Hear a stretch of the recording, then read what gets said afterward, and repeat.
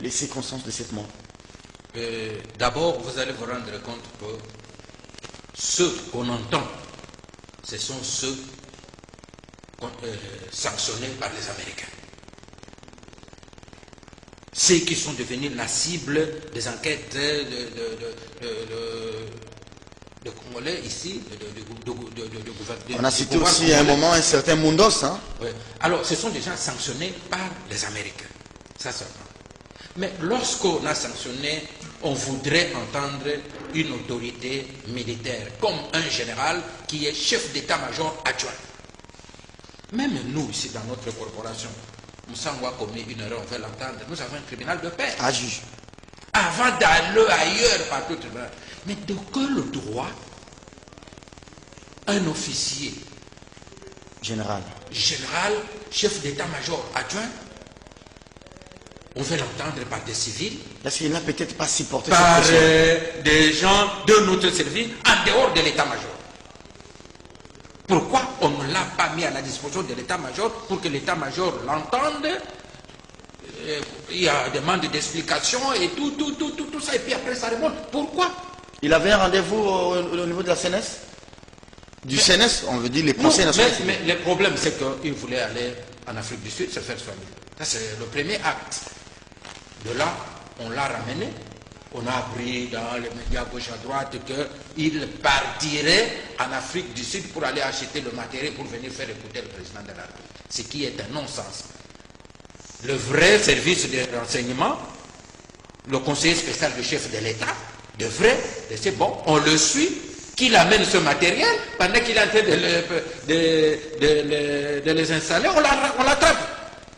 Non, tout ça, ce sont des faux frères. On le fait entendre par des gens qui n'ont pas qualité de l'entendre. Est-ce que des civils? la Je me commission pose la question aujourd'hui. Si quelqu'un de l'ANER aujourd'hui est soupçonné, comme c'était le cas avec Galef, pourquoi on ne l'a pas amené à l'état-major pour que l'état-major l'entende? On l'a entendu par l'ANER. C'est la même structure.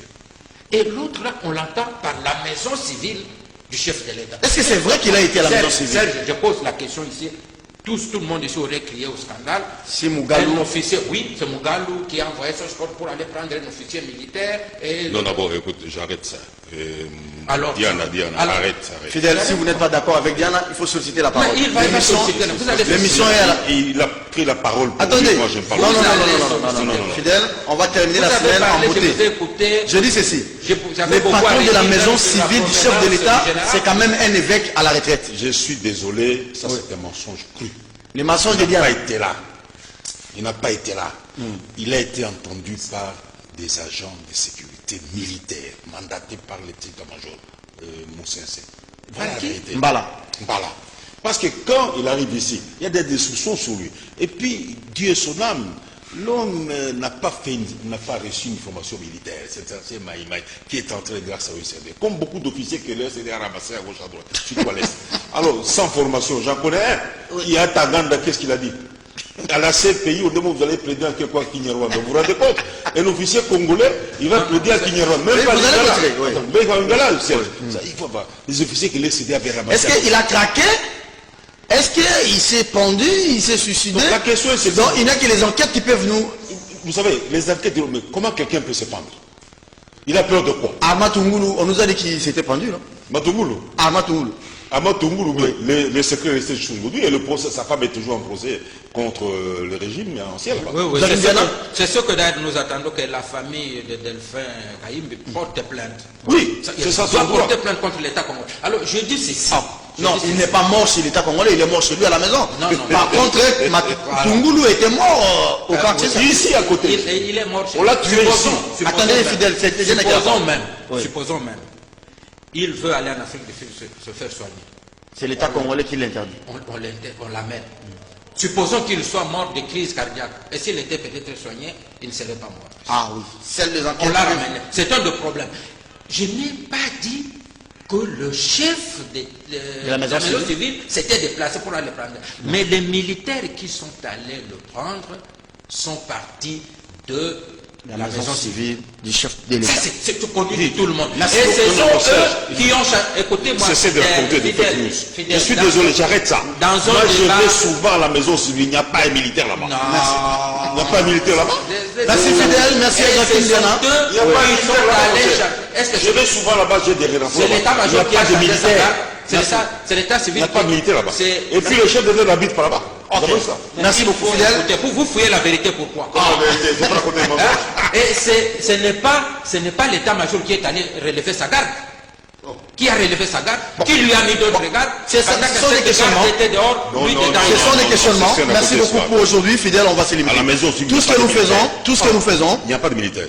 Tout ce que nous faisons, il faut que ça pousse, ça concourt à l'éclatement de la vérité. C'est des questionnements que vous posez, c'est des questionnements que Fidèle Moussa pose. Les Congolais, les Quinoises et Quinois aussi se posent de multiples questions. Et je pense que cette commission d'enquête ne sera pas comme celle qu'on a vécue du clash de Kinshasa, Nyasuka, et après il n'y a pas de conclusion. Et dire que les militaires sont apolitiques, c'est-à-dire quand ils sont apolitiques, c'est pas étiqué. Merci quand beaucoup. Il a l'air, on ne doit pas parler de ça. Merci à Moïse Moussangana. Apolitique, ça veut dire pas étiqué. Madame, Messieurs, l'émission d'aujourd'hui est terminée. Nous avons clôturé en beauté la semaine. Je vous retrouve la semaine prochaine. Ça sera le mercredi, déjà à partir du lundi. Michel sera là. Nous avons une très bonne nouvelle à vous annoncer ce matin. Le lundi, je ne sais pas. Nous avons une très bonne nouvelle à vous annoncer ce vendredi. Nous venons d'avoir une belle fille dans notre famille. La famille Jean-Médard Liwoso vient d'avoir une fille, et la femme, notre épouse, et la fille se portent bien. Elles sont à la clinique Ngalema. Donc la maman et sa fille se portent bien. Toutes nos félicitations à ces couples. Jean-Médard Liwoso. Au revoir et très bon début de week-end à tous.